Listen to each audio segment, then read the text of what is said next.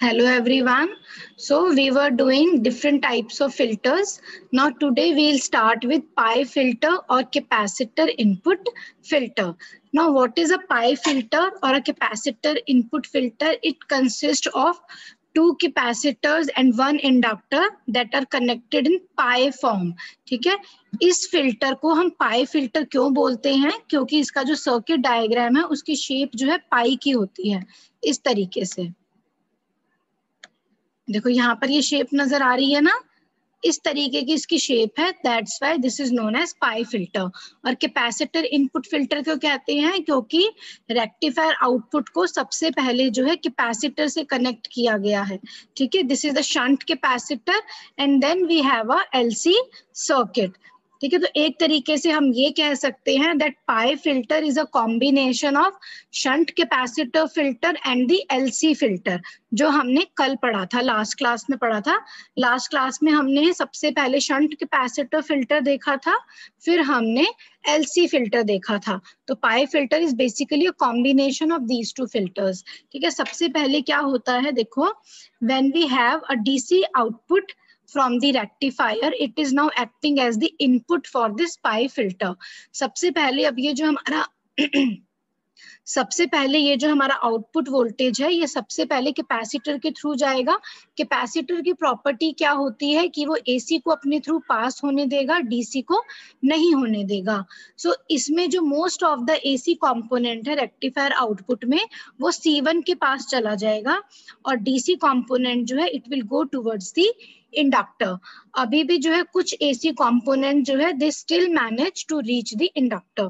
Now after reaching the inductor what happens, inductor की क्या property है, it will block AC and will allow DC to pass through. तो inductor के बाद जो हमारे पास आउटपुट होगा that will contain the DC component and a small amount of AC component. तो जैसे जैसे हमारा ये वोल्टेज पास हो रहा है through the capacitor and inductor, वैसे वैसे जो एसी कंपोनेंट है आउटपुट वोल्टेज में वो कम होता जा रहा है। ठीक है, because of the properties of capacitor and inductor. Now, after reaching here, what we have this capacitor C2 connected in parallel. Now, what will happen next? Most of the AC component जो है it will flow through the capacitor, but capacitor C2 will not allow DC to pass through. So whole of the DC component will flow towards the load resistance RL, where we measure the output voltage. तो अब जो हमारे पास output voltage I उसमें हमारे पास maximum DC component है और निग्लाइजेबल और you can say very small हमारे पास एसी कंपोनेंट है। इसका मतलब पाई फिल्टर यूज करने से जो हमारी आउटपुट वोल्टेज है उसमें पल्सेशंस जो है बहुत ज्यादा रिड्यूस हो जाते हैं। So we can say that this filter is the most effective filter और this type of filter is the most effective filter. इसी फिल्टर को जो है यूजुअली यूज किया जाता है to make a power supply, जो मैं आगे बताऊंगी। तो वही यहाँ पर लिखा है, देखो, it consist of first capacitor C1 to smooth and support the output voltage as explained in shunt capacitor filter. shunt capacitor filter हम ऑलरेडी एक्सप्लेन कर चुके हैं उसका क्या फंक्शन है। मैंने अभी भी ये चीज रिपीट कर दिया कि वो एसी को अपने थ्रू पास होने देगा और डीसी को नहीं होने देगा। ना अब जो हमारा आउटपुट आया after passing through the shunt capacitor, now it is going towards the LC2 filter. ठीक है, तो L सेक्शन जो है LC2 फिल्टर का, उसका काम क्या है, वो क्या करेगा, और ज्यादा जो रिपल्स प्रेजेंट है, जो शंट कैपेसिटर फिल्टर C1 से जो आउटपुट आया उसमें जो थोड़ी बहुत रिपल्स प्रेजेंट है, ये उसको भी कम कर देगा और डीसी को पास होने देगा। फिर अब वो C2 के थ्रू जाएगा और डीसी को पास होने नहीं देगा, C2 सिर्फ एसी को पास होने देगा। तो हमारे पास लोड रेजिस्टर के अक्रॉस जो है we'll have the maximum DC output and a very small pulsation. ठीक है, ये यहाँ पर है, इसको इस तरीके से एक्सप्लेन कर देना। Now this is representing the output of pi filter और द कैपेसिटर इनपुट फिल्टर। ये जो हमारा कर्व ए है, दिस वन, ये रिप्रेजेंट कर रहा है rectifier output in the absence of filter. ठीक है, फिर उसके बाद क्या है, अब ये जो हमारा आउटपुट है it is then passed through the capacitor. तो ये जो हमारा बी कर्व है this is representing the output after passing through the shunt capacitor. ठीक है, इसका इसी तरीके से बिहेवियर है ना, इस तरीके से। ठीक है, ऐसे यहाँ पे आ रहा है, देखो। ठीक है, नेक्स्ट ये जो C है हमारा, ये हमारा आउटपुट है which we obtained after passing through the inductor filter. और जो हमारा फाइनल आउटपुट है that is denoted by this D। तो इस D में तुम देख सकते हो इस तरीके से है, very small pulsations present. Most of the output जो है that is the DC component and we have a very small pulsations in this output. So we can say that maximum of the AC component or the ripples have been reduced to a very large extent by using a pi filter which is also known as a capacitor input filter. ठीक है, वही यहाँ पर लिखा हुआ है। Curve A हमारा show कर रहा है output from the full wave rectifier in the absence of filter. Curve B show कर रहा है हमारा output voltage that we have obtained after passing through the shunt capacitor filter C1. Then uske baad we have a curve C which shows the smooth output from the inductor. Now the resultant waveform with a pi type filter is shown by the curve D. So D जो है हमारा that is the final output waveform. तो exam में जो है तुम्हारी मर्जी है A B C D चारों कर्व बनाने हैं या नहीं, नहीं तो सिर्फ A curve that is in the absence of filter and in the presence of pi filter, A और D सिर्फ इन दोनों को अगर प्लॉट कर दोगे तो भी कोई प्रॉब्लम नहीं है। B और C को अगर प्लॉट करना चाहते हो तो शो कर सकते हो, उसमें भी कोई प्रॉब्लम नहीं है। ठीक है, तो यहाँ पे हमने देखा कि how a pi filter works. अब नेक्स्ट हमारा स्टेप क्या होगा, नेक्स्ट स्टेप हमारा होगा to find the ripple factor of a full wave rectifier after passing through the pi filter. ठीक है, तो सबसे पहले हमारे पास क्या है, जो रेक्टिफायर आउटपुट है it is first pass through the shunt capacitor C1। ठीक है, तो शंट कैपेसिटर C1 से पास होने के बाद जो हमें वेव फॉर्म मिलेगी, दैट वेव फॉर्म जो है it will B of this kind. ठीक है, अब इसका रिपल फैक्टर स्टडी करने के लिए, रिपल फैक्टर समझने के लिए you should know shunt capacitor filter and the LC filter and also the inductor filter. Inductor filter, shunt capacitor filter और LC फिल्टर, इन तीनों का हम यूज करेंगे to find the ripple factor of pi filter. ठीक है, तो अगर तुम लोगों ने ये लेक्चर्स नहीं पढ़े हैं तो इसको पढ़े बिना पाई फिल्टर समझ नहीं सकते। नाउ अब ये क्या कहता है हमारा, Now, सबसे पहले रेक्टिफायर आउटपुट जो है उसको हमने कैपेसिटर C1 से पास कराया, यहाँ पे C1 आएगा। ठीक है, it is passed through the capacitor C1। तो अब क्या होगा, C1 से पास होने के बाद जो हमारे पास आउटपुट वेव फॉर्म आएगी वो इस तरीके से आएगी। ठीक है, VR हमने पहले देखा था शंट कैपेसिटर फिल्टर में। VR हमारा क्या था, the total variation in the output voltage after passing through the capacitor. Here the capacitor is C1। तो ये एक्सप्रेशन हमारी कितनी आई थी for a full wave rectifier, it came out to be VR is equal to IDC into pi minus θ2 minus θ1 divided by omega C। यहाँ हम C को replace कर देंगे बाय C1 क्योंकि यहाँ हम जो कैपेसिटर यूज कर रहे हैं उसकी कैपेसिटेंस C1 है। ठीक है, तो ये एक्सप्रेशन हमें कहाँ से मिली है, ये एक्सप्रेशन हमें मिली है शंट कैपेसिटर फिल्टर के डेरिवेशन से, which was given by equation number 6.58। तो अगर किसी को ये स्टेप क्लियर नहीं है then you can go to the shunt capacitor filter topic और वहां पे you can see that this equation number 6.58 it shows the expression of the total variation in the output voltage after passing through the capacitor C1। तो ये हम यहाँ पे as it is use करेंगे and we know θ2 minus θ1 represents the conduction angle। Now, if we consider that this conduction angle is very small as compared to pi, then I can neglect this conduction angle with respect to this pi. So what we'll get, VR becomes IDC into pi divided by omega C1. Okay, so what we have done here, we have neglected conduction angle theta 2 minus theta 1 in comparison to pi being very small. ठीक है, तो हमारे पास ये आ गया. ये हमारा क्या है, इसको ध्यान से समझना. ये है हमारा शंट कैपेसिटर C1 से जब रेक्टिफायर आउटपुट पास हुआ तो उसके बाद जो हमारे पास रिजल्टेंट आउटपुट वोल्टेज आया, उसकी वेव फॉर्म जो है it is given by this. और इसमें जितना वेरिएशन है, दैट मीन्स इसमें जितने रिपल्स प्रेजेंट हैं, वो उसका पूरा वेरिएशन, जितने ज्यादा रिपल्स होंगे उतना ज्यादा वोल्टेज वेरिएशन होगा, जितने कम रिपल्स होंगे उतना कम वोल्टेज वेरिएशन होगा. तो रेक्टिफायर आउटपुट को जब हमने कैपेसिटर C1 से पास किया तो जो उसका वोल्टेज वेरिएशन था वो कम हो गया. कितना हो गया? It is now VR, the total variation in the output voltage. अब हमारे पास ये जो आउटपुट आया उसको हम कहाँ पे पास करेंगे? Now it is passed through the LC2 filter. ठीक है, अब ये हमारा जाएगा LC2 फिल्टर पे. तो अब हमें बेसिकली क्या निकालना है? हमें रिपल फैक्टर निकालना है. LC2 फिल्टर से पास होने के बाद जो हमारे पास आउटपुट आएगा उसका AC component that is VRMS divided by उसका DC component that is VDC. VDC जो है हमें पता है that will be equal to IDC into RL. Why? Because we are measuring the output voltage across the load resistance RL. तो IDC हमें पता है, this is equal to IDC into, sorry, VDC जो है हमको पता है that is equal to IDC into RL. तो रिपल फैक्टर में हम VDC की वैल्यू तो डायरेक्टली सब्स्टिट्यूट कर सकते हैं, equal to IDC into RL. Now what we need now is VRMS. VRMS हम कैसे निकालेंगे?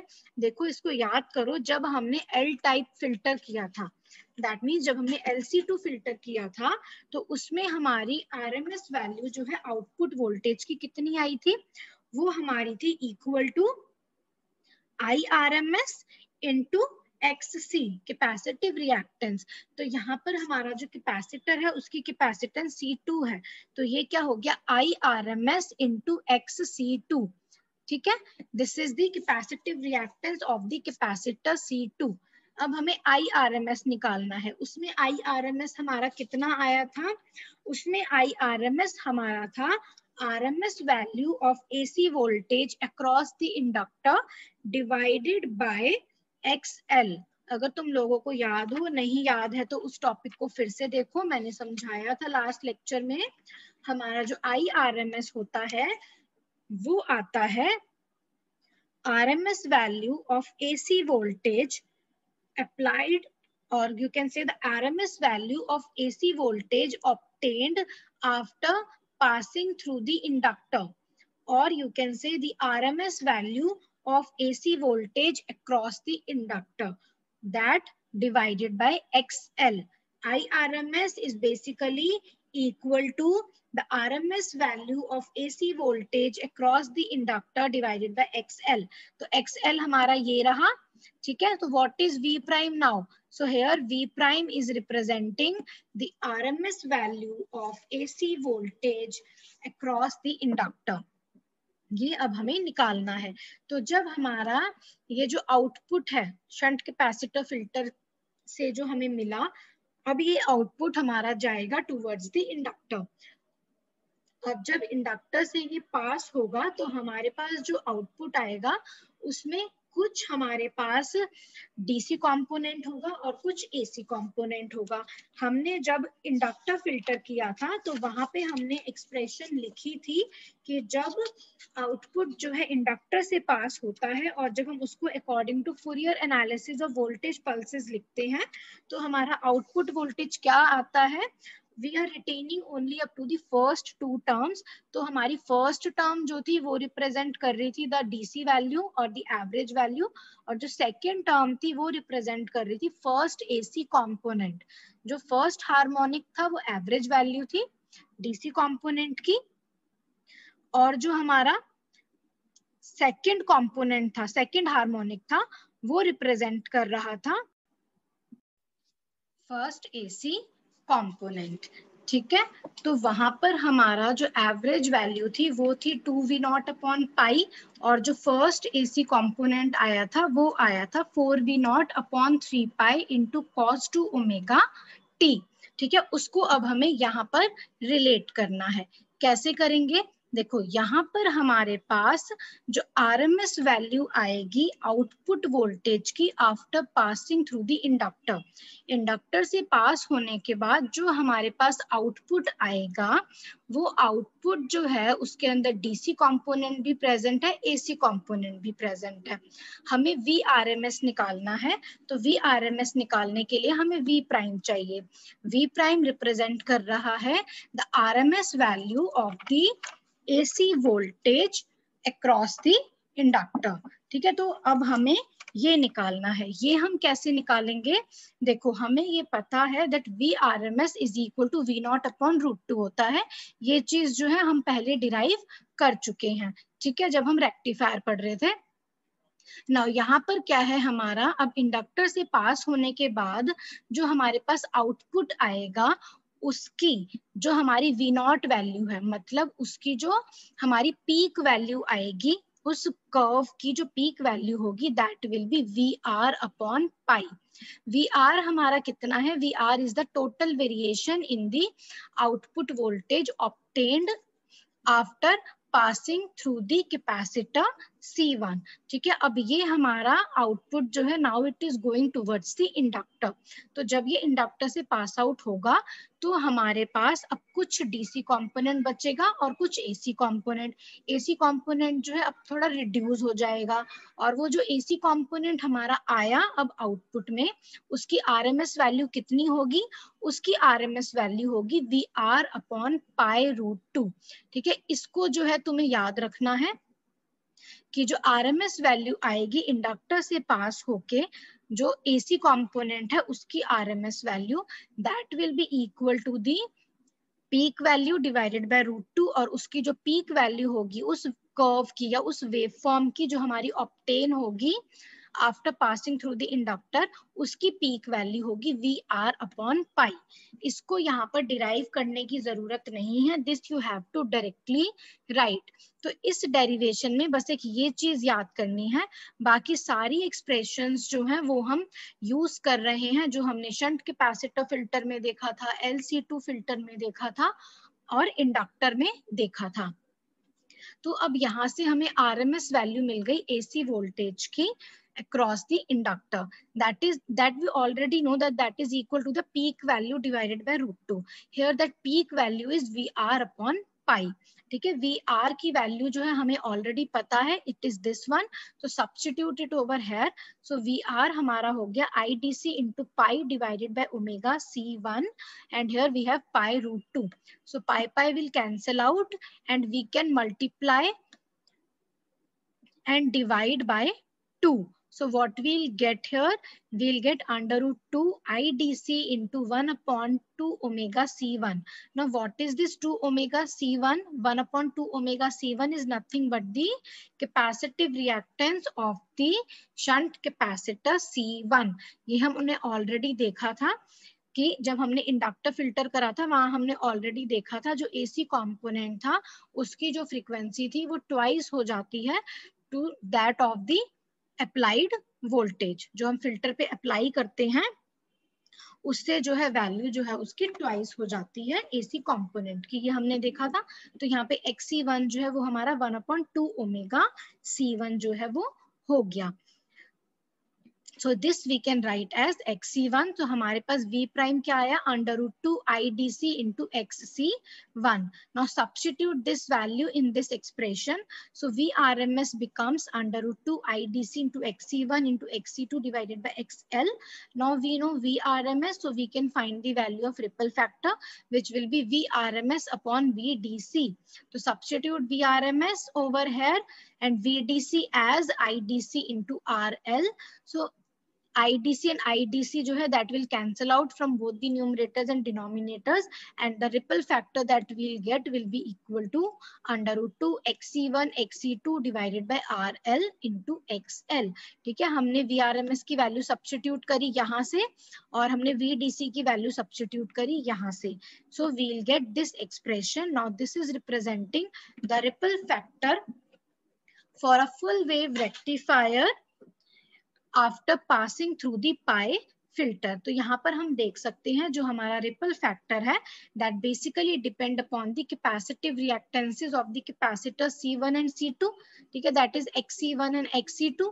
और किस पर डिपेंड कर रहा है? It is depending upon the load resistance and the inductive reactance. तो हम जो पाई फिल्टर सर्किट ले रहे हैं उसमें हम कैपेसिटर की कैपेसिटेंसेस कितनी ले रहे हैं, लोड रेजिस्टर की रेजिस्टेंस कितनी ले रहे हैं, इंडक्टर की हम इंडक्टेंस कितनी ले रहे हैं, उसके थ्रू जो है we can control this value of ripple factor. और ये हमें पता है smaller is the ripple factor, the smaller is the pulsations present in the output. Ripple factor की वैल्यू जो है जितनी कम होगी उतने ही ज्यादा जो है पल्सेशंस रिमूव हो चुके होंगे. दैट मींस उतने ही कम पल्सेशंस जो है वो प्रेजेंट होंगे in the output that we are measuring across the load resistance RL.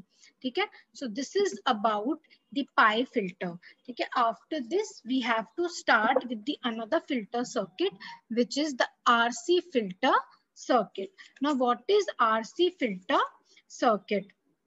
देखो फिल्टर्स का पर्पस क्या है? The purpose of filter circuits is to select or reject voltage of certain range. This is the purpose of a filter circuit, to select or reject voltage of certain range. यहाँ पर अब तक हमने जितने भी filter circuits करे वहां पर हमने क्या किया, हमने कोशिश करी कि AC कंपोनेंट जो है उसको हम जितना ज्यादा हो सके उतना रिमूव कर सके रेक्टिफायर के आउटपुट से, और जितना प्योर हमें DC आउटपुट मिल सके उतना हम ट्राई करते हैं. तो उसके लिए we have different types of filter circuits. और हमने देखा जो पाई फिल्टर है हमारा, that is the most effective filter in reducing the pulsations from the rectifier output. pulsations को remove करने का क्या मतलब है? जो हमारा वोल्टेज वेरिएशन है हम उसको जो है कम कर रहे हैं, जो वोल्टेज वेरिएशन है उसको कम कर रहे हैं. So basically we can say that filter circuits जो है they are used to select और reject voltage of certain range. ठीक है, तो अब हमारे पास ये नया तरीके का फिल्टर आया RC फिल्टर सर्किट. ये दो तरीके के होते हैं. One is the high pass RC circuit, another one is the low pass RC circuit. तो एक एक करके हम इनको डिस्कस करेंगे. हाई पास RC सर्किट क्या होता है, लो पास RC सर्किट क्या होता है. तो उसके लिए पहले तुम्हें पता होना चाहिए RC फिल्टर सर्किट क्या होता है. देखो नाम से ही पता चल रहा है, इसका मतलब ये वो वाला फिल्टर है जिसमें हमारे पास जो एलिमेंट्स प्रेजेंट है that will B resistance and capacitance. ठीक है, so we are considering an RC circuit that is a circuit using resistance and capacitance. So RC circuit जो है they may be used in two different ways. ये एक नए type का filter circuit बनाया जिसकी हेल्प से जो है वी कैन सेलेक्ट और reject voltage of certain range.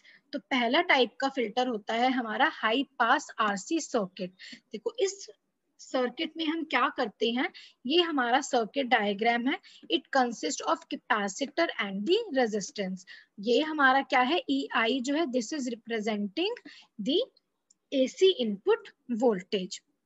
हमने क्या किया, AC इनपुट वोल्टेज जो है उसको हमने RC सर्किट से पास किया.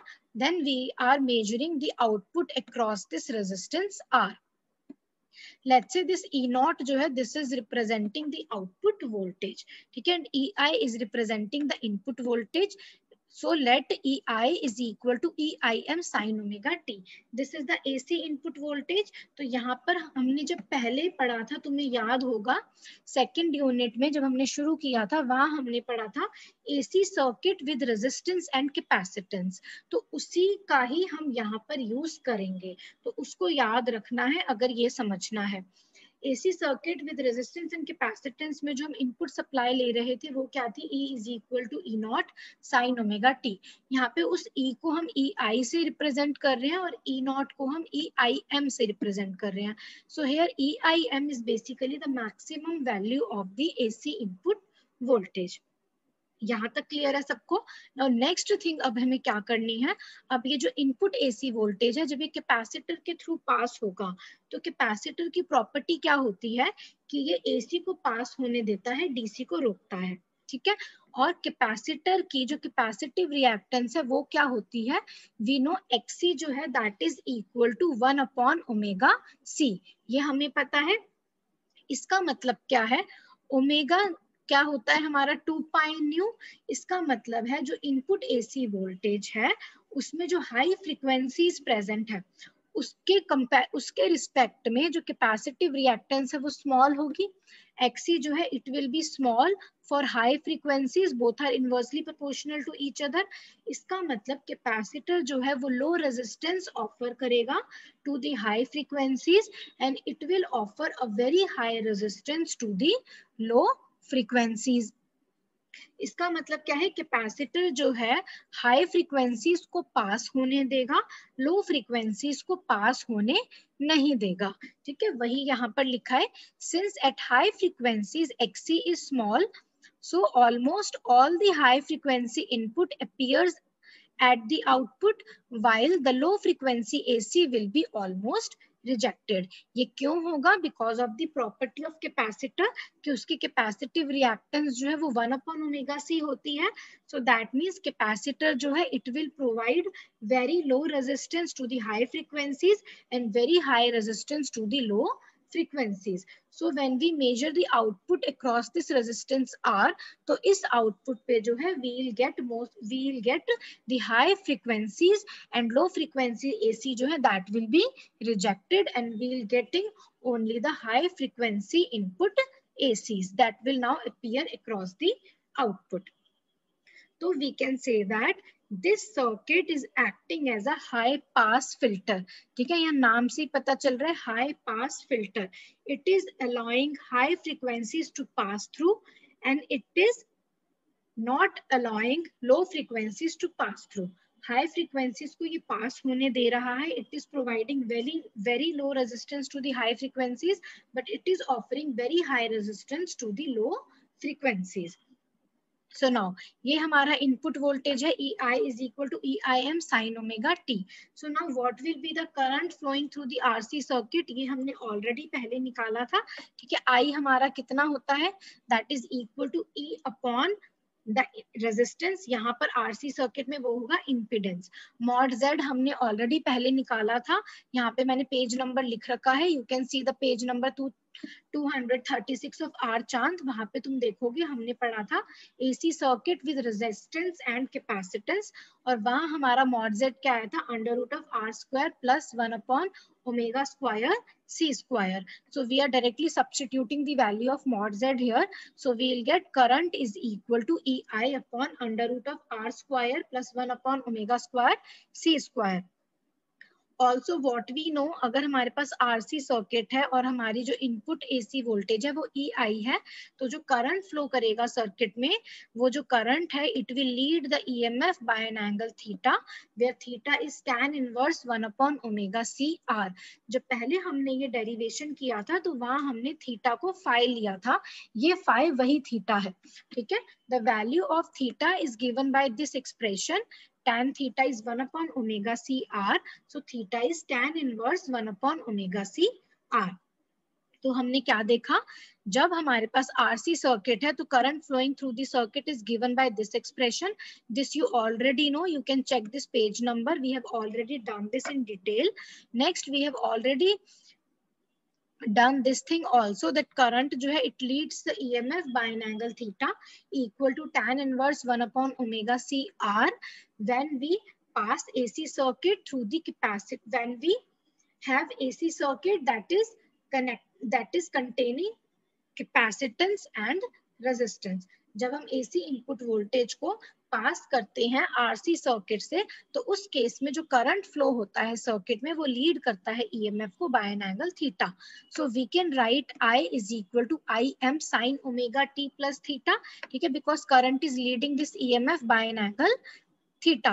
So here IM is representing the maximum value of current. ठीक है, so now what we have to do now, we now measuring the output across this resistance R. तो जो current flow कर रहा है circuit में, now it will come to the R. So output voltage हमारा क्या होगा, I into R.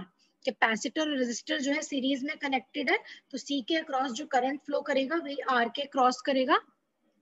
So the output voltage, let it be denoted by E naught. This is equal to I into R, where I is given by equation number 68, which is Im into sine omega t plus theta.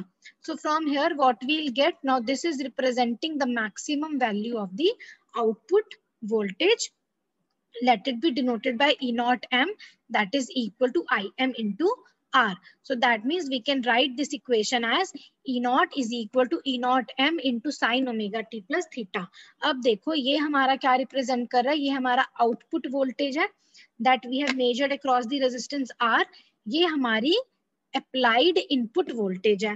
ठीक है, तो यहाँ से हम क्या देख रहे हैं, यहाँ से हम कंपेयर करें अगर इन दोनों इक्वेशंस को, वी कैन सी दैट जो आउटपुट वोल्टेज है that is now leading the input voltage by an angle theta.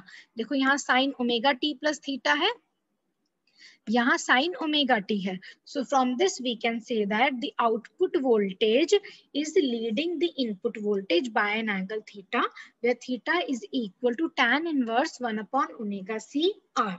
ये हमने देखा अभी. नेक्स्ट, ई नॉट हमारा कितना है, आई इंटू आर, और आई हमारा कितना है, EI upon under root of R square plus 1 upon omega square C square. Now substitute this value over here. तो हमारी output voltage कितनी आई, EI into R divided by under root R square plus 1 upon omega square C square. And what is EI?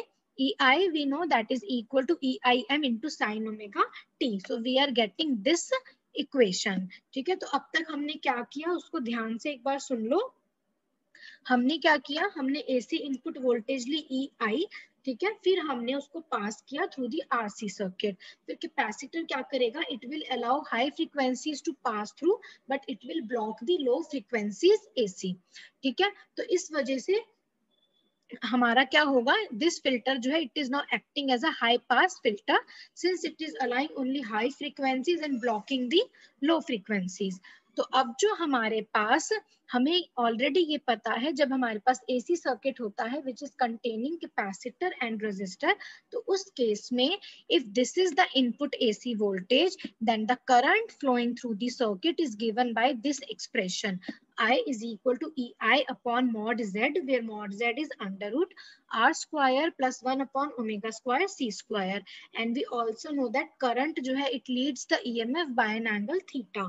ठीक है, so now what will be the output voltage? We can write output voltage as I into R. I की value जब हमने substitute करी तो हमने यहाँ पर देखा that the output voltage जो है it is leading the input voltage by an angle theta. फिर हमने आउटपुट वोल्टेज जो है उसको लिखा in terms of maximum input voltage EIM. ठीक है, ना ये जो हमारी आउटपुट वोल्टेज है ये मैक्सिमम कब होगी, इसकी राइट हैंड साइड मैक्सिमम कब होगी, जब साइन ओमेगा टी जो है वो 1 होगा, बिकॉज वी नो साइन की मैक्सिमम वैल्यू जो है 1 होती है. So from here we can get that the maximum value of output voltage E naught M is equal to EIM into R divided by under root R square plus 1 upon omega square C square. तो यहाँ से हमें क्या मिल गया, E naught M upon EIM is equal to R upon under root of R square plus 1 upon omega square C square. If I divide both the numerator and denominator by R, we get maximum output voltage to the maximum input voltage equal to 1 upon under root of 1 plus 1 upon omega square R square C square. Now ये जो हमारी expression है, the ratio of maximum output voltage to the maximum input voltage, it represents the voltage gain. अब हम इस voltage gain को जो है प्लॉट करेंगे और देखेंगे कि how the voltage gain is varying with the variation in frequency. ठीक है, तो यहाँ पर अब हमने क्या देखा, देखो this ratio is unity as omega tends to infinity. Omega अगर इंफिनिटी की तरफ जाएगा देन 1 अपॉन इंफिनिटी इज 0। ठीक है, सो 1 upon 0 means 1 upon 1 plus 0 means 1. ठीक है, omega tending to infinity, so that means this term is 0. 1 upon infinity is 0, so we have 1 upon 1 plus 0, that is 1. So we can say that this ratio or the voltage gain tends to unity as omega tends to infinity.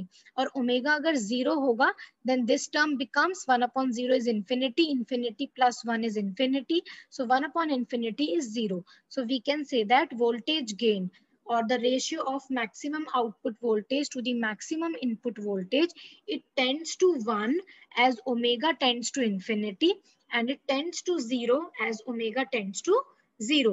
Or we can say that it is 0 as omega equal to 0.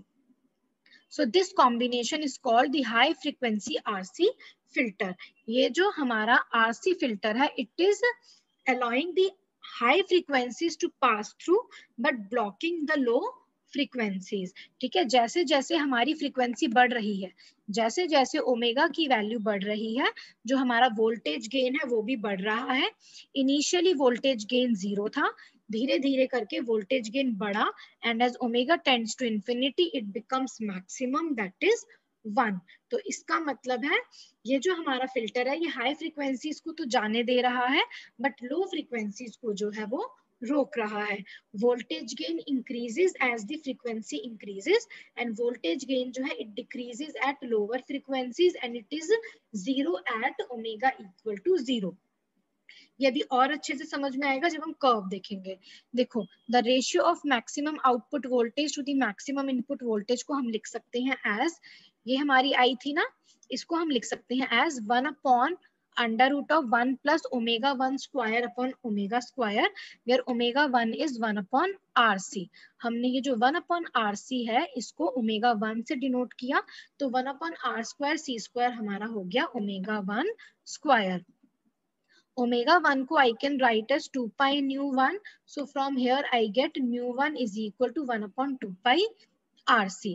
ठीक है, अब हमारे पास ये expression आ गई. इस expression को I can rewrite as this: maximum output voltage to the maximum input voltage. That means the voltage gain is equal to 1 upon under root of 1 plus, if I write omega 1 as 2 pi nu 1 and omega as 2 pi nu, तो 2 pi cancel out हुआ, square है, we get mu 1 square upon mu square, और we can write mu 1 upon mu का whole square. तो ये हमें voltage gain मिला. This we have now plotted with respect to the frequency. तो यहाँ हमने क्या देखा, देखो जैसे जैसे frequency हमारी बढ़ेगी, ये हमारा फैक्टर क्या है 1 अपॉन फ्रीक्वेंसी, तो जैसे जैसे फ्रीक्वेंसी हमारी बढ़ेगी ये फैक्टर हमारा कम होगा. तो that means as mu increases, ये जो हमारी इक्वेशन है 77, इसका डिनोमिनेटर कम होगा, डिनोमिनेटर डिक्रीज होगा, इसका मतलब ओवरऑल जो वोल्टेज गेन है हमारा वो इंक्रीज होगा. And as mu tends to infinity, ये क्या हो गया 1 upon 1 plus 0, that means voltage gain जो है it tends to 1 as mu tends to infinity, and at mu equal to 0, mu जब 0 है हमारा डिनोमिनेटर इंफिनिटी हो गया, so 1 upon infinity is 0, so at mu equal to 0 the voltage gain is 0, and as the frequency is increasing voltage gain is increasing, and as frequency tends to infinity voltage gain tends to unity. तो इससे हमें पता चलता है जैसे जैसे frequencies बढ़ रही हैं वैसे वैसे वोल्टेज गेन जो है वो भी बढ़ रहा है. दैट मीन्स जो हमारी हाई फ्रीक्वेंसीज हैं वो हमारी इजिली पास हो रही हैं थ्रू दी RC सर्किट, और जो हमारी लो फ्रीक्वेंसीज है वो पास नहीं हो पा रही. लो फ्रीक्वेंसीज के लिए वोल्टेज गेन कम है, हाई फ्रीक्वेंसीज के लिए वोल्टेज गेन जो है it is approaching unity. Next यहाँ पे एक चीज देखो, at mu is equal to mu one, if I substitute here mu is equal to mu one, what I will get, this will be equal to 1/1 plus 1 का under root, that means this is 1/√2. So we can say that at mu is equal to mu1, voltage gain हमारा 1/√2 हो जाता है, that is equal to 0.707. जब हम graph plot करेंगे तो 0.707 को हम राउंड ऑफ करके लिखेंगे 0.71. इसलिए ये जो हमारा y एक्सिस है यहाँ पे ये 0.71 लिखा हुआ है, ठीक है. तो at mu is equal to mu one, voltage gain becomes 0.71. और we can say that at mu is equal to mu one, the maximum output voltage that is or you can say that at mu is equal to mu 1, the maximum output voltage across the resistance becomes 70.7% of the maximum input voltage. और इस mu1 को हम बोलते हैं lower cutoff frequency. So you can say that at mu is equal to mu1, that means at lower cutoff frequency, the maximum output voltage across the resistance becomes 70.7% of the maximum input voltage. देखो mu1 जो है already मैं बता चुकी थी कैसे आया था ये 1/2 pi CR, ठीक है. यहाँ मैंने बताया था this mu1 is called the lower cutoff frequency, ठीक है.